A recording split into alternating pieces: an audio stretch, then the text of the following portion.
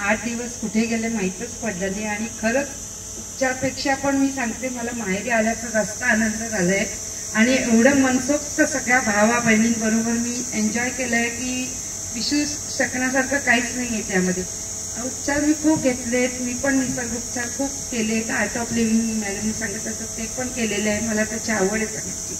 पण इथली दंत थेरपी ही माझ्यासाठी खूप नवीन होती आणि ती मी रोजच 3-4 घेतलेच आहे. अगदी म्हणजे बरं वाटलं त्याने मला खूप.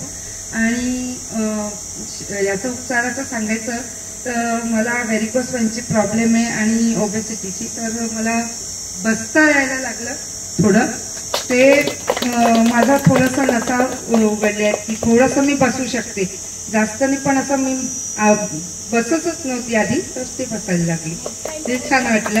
आणि दुसरं म्हणजे मला खरंच विशेष वाटलं की मला असं वाटलंच नाही, हे वातावरण पण खूप छान वाटलं.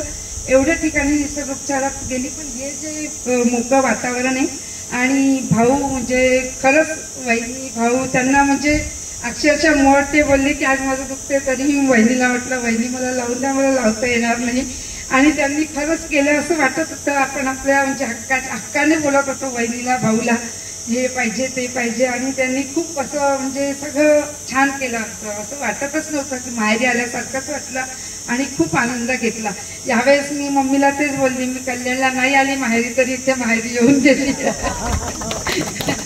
आणि तुम्हा सगळ्यांचं पण खूप मजा आली तुमच्या सगळ्यांसोबत आणि सगळ्यांनी आठवण ठेवा सगळ्यांची. आणि काही माझ्याने सरांना वहिनींना तुम्हाला आणि सगळ्या योगा टीचर त्याचा गेल्या मसा झाल्या आणि तुम्ही भाऊ बहिणींना काही माझ्याने बोललं गेलं असेल, काही वेगळं हे झालं असेल तर क्षमा करा आणि धन्यवाद.